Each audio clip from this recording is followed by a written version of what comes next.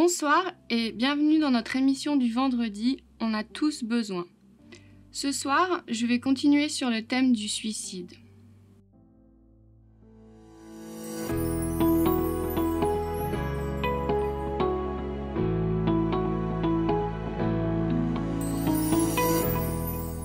En 2016, on comptait 9300 personnes décédées par suicide. Et à ce chiffre, il faut ajouter 200 000 tentatives de suicide par an. On pense que la réalité est bien au-delà et que ces chiffres sont en deçà. La période de crise sanitaire que nous avons traversée a certainement eu un impact sur le taux de suicide qui a augmenté. En fait, la France fait partie d'un des pays les plus touchés par ce fléau, d'un des pays européens. Et c'est vraiment un sujet de santé publique, un problème de société. Nous avons tous des représentations ou des idées préconçues à propos du suicide. Peut-être que vous avez déjà entendu des phrases du genre « Oh, c'est ceux qui en parlent le moins qui en font le plus. Quelqu'un qui crie au suicide ne commettra pas d'acte. » Ou des phrases comme « De toute façon, on peut rien prévoir, on peut rien faire. » Et ce soir, nous allons décrypter en fait un petit peu les mécanismes psychologiques qui se cachent derrière la crise suicidaire, les signes qui peuvent alerter. Et dans bien des cas, oui, le suicide peut être évité. Bien sûr, nous ne sommes pas Dieu, nous ne sommes pas omniscients, omnipotents, capables de tout contrôler, de tout maîtriser. Mais tout de même, il y a des signes avant-coureurs qui nous permettent de discerner si une personne est en crise suicidaire ou pas. Alors, comment reconnaître les signes d'une potentielle crise suicidaire ? Il faut que vous imaginiez un continuum qui commence par ce qu'on appelle une crise psychique et qui ensuite bascule sur ce qu'on appelle une crise suicidaire. Une crise psychique, c'est une période relativement courte de déséquilibre psychologique chez une personne qui est confrontée à un événement grave et qui n'a plus les ressources propres pour y faire face. Donc ce qui sous-tend la crise, c'est vraiment un événement, une accumulation ou un événement précis, comme une situation de harcèlement, une perte d'emploi, un divorce, et en face, les ressources propres, et donc un épuisement de ces ressources. Et cet état de crise psychique va retentir dans toutes les sphères de l'être d'une personne. On va avoir de l'indécision, des troubles de la mémoire, de la concentration, de l'isolement, des difficultés relationnelles, l'expression d'un sentiment d'impuissance, de la confusion, une fatigue, une nervosité, une agitation, des troubles alimentaires parfois, de l'anxiété, de l'irritabilité ou encore de la tristesse. On peut aussi souvent observer une surconsommation de drogues, de toxiques, de médicaments et parfois de l'agressivité. Ce qu'il faut retenir, c'est qu'une personne qui traverse une crise psychique, elle manifeste des signes visibles. Quand on connaît la personne, on voit qu'il y a un changement. Et nous avons tous déjà traversé des moments de passage à vide, des moments de tension extrême avec l'impression qu'on n'allait pas s'en sortir.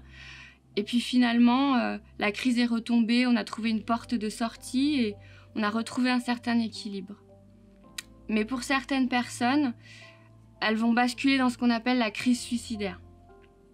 La crise suicidaire, c'est une période de la vie d'un sujet où le suicide devient une solution pour mettre fin à une souffrance actuelle. La personne veut juste arrêter de souffrir. Et on parle d'un processus dynamique, c'est-à-dire que c'est un processus en mouvement qui peut être réversible. Et la souffrance devient de plus en plus insupportable. On peut voir des idées passives, plutôt actives, et même des scénarios qui se mettent en place. Les idées passives, ça sera des personnes qui se diront « Ah, si seulement je ne pouvais pas me réveiller demain ». Plus actives, ça devient des formes de rumination où la personne pense à des verbes d'action. Et le scénario suicidaire, c'est quand la personne commence à réfléchir au où, au quand et au comment. Au niveau des manifestations, on va retrouver les mêmes symptômes que dans la crise psychique, hormis que dans la crise suicidaire, ils sont plus intenses et on pourra apercevoir du pessimisme, du désespoir, parfois même la formulation de phrases directes ou indirectes qui manifestent l'envie d'en finir. Et l'isolement aussi est souvent très présent. On voit des personnes qui mettent de l'ordre dans leurs papiers, qui font des donations, qui écrivent des lettres, où on peut entendre des petites phrases du genre « je ne serai peut-être pas là demain » ou « tout serait bien plus simple si je n'étais plus là ». Ce qui est important de se souvenir, c'est qu'il y a une phase de changement, une phase de rupture, de bascule, où la personne bascule dans quelque chose. On peut imaginer la crise suicidaire comme un entonnoir avec un étau qui se resserre.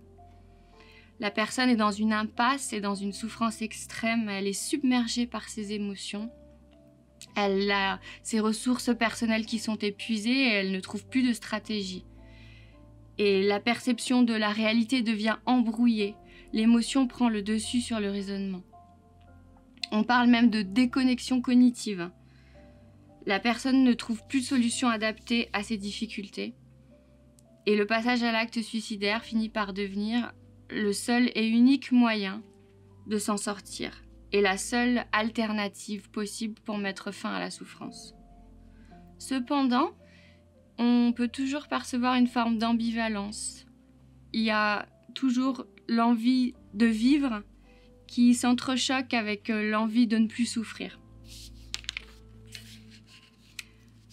Rappelons que la personne n'a pas envie de mourir, mais juste envie que la souffrance s'arrête. Il faut savoir que 60% des crises suicidaires cachent en fait une dépression. Et je reviendrai sur la question de la dépression dans une émission ultérieure.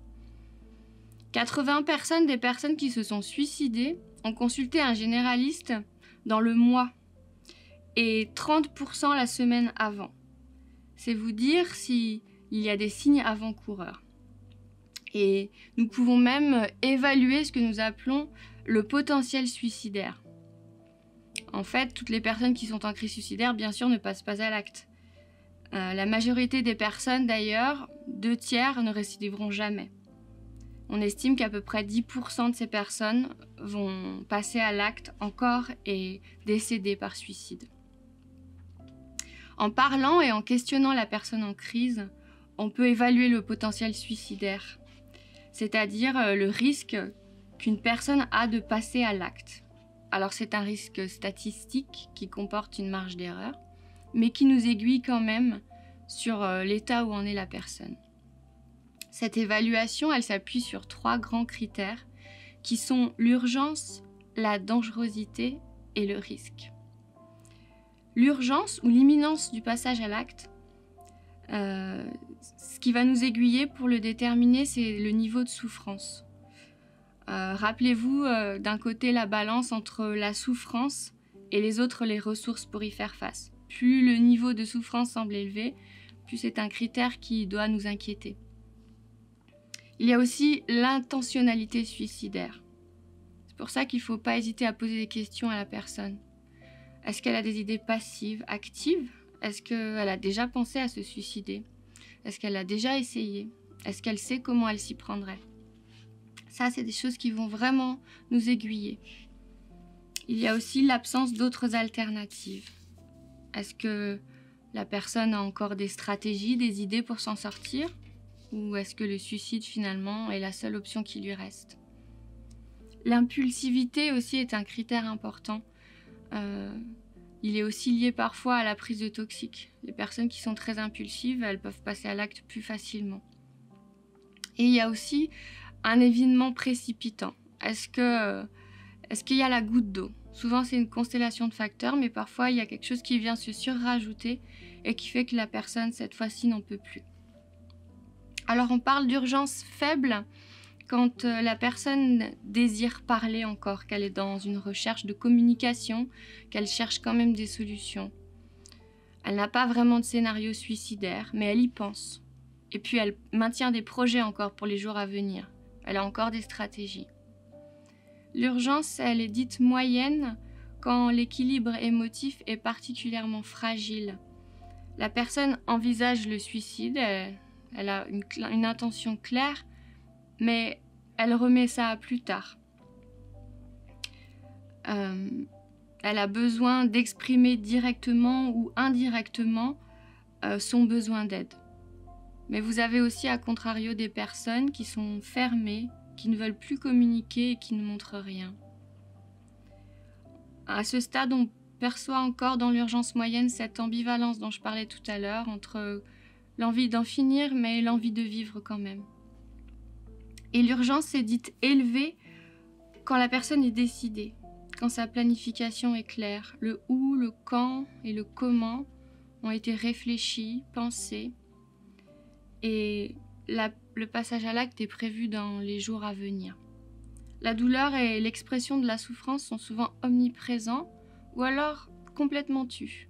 Mais néanmoins, si on connaît bien la personne, on pourra y voir une certaine tension. La personne peut être figée ou alors agitée. On parle aussi de personnes qui, quelques jours avant avoir planifié leur suicide, semblent comme soulagées, heureuses, légères. On peut même avoir l'impression que les choses sont rentrées dans l'ordre, mais c'est en fait l'idée que la souffrance va bientôt prendre fin qui leur donne cet air soulagé. L'urgence est élevée quand la personne a un accès direct à un moyen de se suicider, que ce soit des médicaments, une rame de métro, une corde.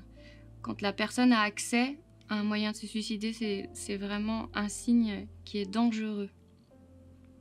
Et la personne aussi, souvent dans ce cas-là, a le sentiment d'avoir déjà tout essayé pour trouver des solutions et finalement, le suicide ne reste plus que la seule option. Et certains parfois ne veulent pas communiquer, ne montrent rien, ne veulent plus être aidés. Surtout, ils ne veulent pas montrer qu'ils ont pris la décision de se suicider, de peur que peut-être on les en empêche. L'évaluation de la dangerosité, ça parle du comment, comme je disais tout à l'heure, et de l'accessibilité aux moyens de se supprimer. Plus vous posez des questions précises, et plus vous aurez des questions précises, des réponses précises, et plus ça sera facile de savoir où en est la personne. Attention, il peut y avoir plusieurs moyens envisagés pour se suicider. Les personnes ont parfois plusieurs stratégies. Dans la mesure du possible, si vous avez une personne en face de vous qui a élaboré un scénario suicidaire et qui vous en parle, mettez à distance les moyens qu'elle a pour se suicider. Si c'est une personne qui veut se prendre des médicaments, avec son accord, enlevez-lui les médicaments. C'est une technique de prévention du suicide qui a fait ses preuves. Et enfin, je parlais de l'évaluation de la dangerosité, de l'imminence du passage à l'acte et aussi du risque.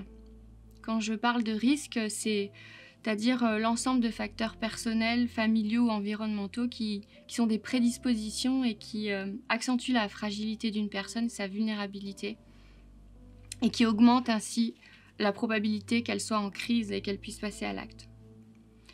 Selon les chiffres de l'Observatoire national du suicide, les 45-54 ans et les plus de 75 ans sont les populations les plus à risque. Chez les jeunes aussi, c'est la deuxième cause de mortalité, chez les 15-25 ans. C'est très important. Le taux est souvent plus élevé chez les garçons que chez les filles. Les personnes qui ont des pathologies psychiatriques, des problèmes mentaux, des problèmes d'abus de substances, de toxiques, de consommation, sont aussi des populations très à risque. Et aussi, les tentatives de suicide antérieures sont un facteur de risque important. On parle de facteurs distaux et de facteurs proximaux. C'est-à-dire qu'il y a des facteurs qui sont liés aux antécédents familiaux et générationnels, des dysfonctionnements tôt dans l'enfance qui auront généré des fragilités dans la personnalité, des événements de vie douloureux du passé. Et on parle de facteurs proximaux, là c'est plus des facteurs en lien avec des événements actuels. La perte d'un emploi, des problèmes chroniques, l'annonce d'une maladie, des relations conflictuelles avec les enfants, avec le conjoint, des troubles mentaux. Mais il n'y a pas que les facteurs de risque, il y a aussi les facteurs de protection qui contrebalancent un petit peu et réduisent l'impact de ces facteurs de risque. Il y a des personnes qui ont une capacité à aller de l'avant, qui ont un tempérament plutôt positif et combattant, qui arrivent plus à demander de l'aide ou à dire non, qui ont plus de maîtrise de soi et qui ont une meilleure estime de soi. Et dans ce cas-là, ce sont des facteurs de protection qui sont importants. Il y a aussi tout ce qui est plus externe, le soutien familial, l'entourage de bonne qualité, des relations amicales diversifiées, une bonne scolarisation ou un travail qui constitue un ancrage et un espace ressource. Un animal de compagnie. Ne négligez pas l'animal de compagnie qui, pour bon nombre de personnes, est un facteur de protection important. Et enfin, l'appartenance à une communauté qui partage des valeurs et la foi en Dieu est reconnue comme un critère qui protège contre le suicide. Alors j'espère que tous ces éléments que nous venons de voir ensemble vous aideront à y voir plus clair et vous donneront des clés pour vous-même et pour les autres. Si cela vous fait penser à une personne de votre entourage, osez lui poser des questions. Osez lui poser des questions précises. Si elle a déjà pensé au suicide, si elle a un scénario dans sa tête, si elle a déjà fait une tentative dans le passé. Dans un premier temps, la personne qui est en crise suicidaire, elle a besoin de se sentir comprise, entendue, écoutée. Rappelez-vous que souvent, c'est les émotions qui dominent et donc vouloir rationaliser, argumenter est un piège dans lequel il faut éviter de tomber. Bien sûr, il ne s'agit pas de s'installer avec la personne et d'en faire une victime et de s'apitoyer avec elle et de l'ancrer dans une position de victime, mais c'est un processus et les personnes qui sont vraiment en crise n'ont pas envie qu'on leur fasse la morale. Ne restez pas seul à soutenir une personne qui est en crise suicidaire. C'est important de connaître et de respecter ses limites. Vous n'êtes pas un sauveur et prendre les émotions de l'autre sur vous risquerait de vous mettre en grande difficulté. Le seul sauveur que nous connaissons, c'est Jésus-Christ. Nous sommes humains, nous sommes imparfaits. Parfois, nous ne savons pas forcément bien écouter. Nous ne savons pas comment répondre ni quoi dire. Et si tu sens que tu es cette personne qui ne sait pas vraiment écouter, tu peux être cette personne qui oriente. Et il y a des numéros d'écoute contre le suicide. Je voudrais vous partager le numéro national de prévention qui est ouvert 7 jours sur 7 et 24 heures sur 24. Il s'agit du 3114. Vous avez aussi un lieu qui s'appelle Suicide Écoute qui est ouvert 7 jours sur 7 et 24 heures sur 24. Au 01 45 39 40 00.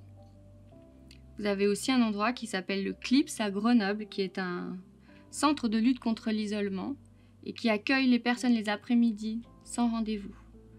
C'est le 04 76 87 90 45. Et enfin, peut-être il est aussi temps pour vous de retrouver le chemin de l'Église, où vous pourrez rencontrer des personnes bienveillantes qui ont à cœur de vous écouter sans vous juger et qui pourront peut-être vous insuffler un peu d'espoir. Alors n'hésitez pas à nous rejoindre à l'église de la Cité de Lumière, 46 rue du Faubourg Sermorant à Voiron. Je vous rappelle le numéro de téléphone 09 53 61 77 96. Je vous remercie pour votre écoute et je vous souhaite une bonne soirée. Chers amis, on a tous besoin d'un médecin, d'un kiné, d'un banquier, d'un charpentier, d'un avocat, d'un psychologue, d'un comptable et pourquoi pas d'un homme d'église. Cela se faisait non seulement par le passé, mais se pratique également aujourd'hui. Si vous souhaitez prendre contact avec nous, un téléphone, le 09 53 61 77 96 ou pourquoi pas sur rendez-vous, lieu la Cité de Lumière, l'adresse le 46 rue du Faubourg Sermorant à Voiron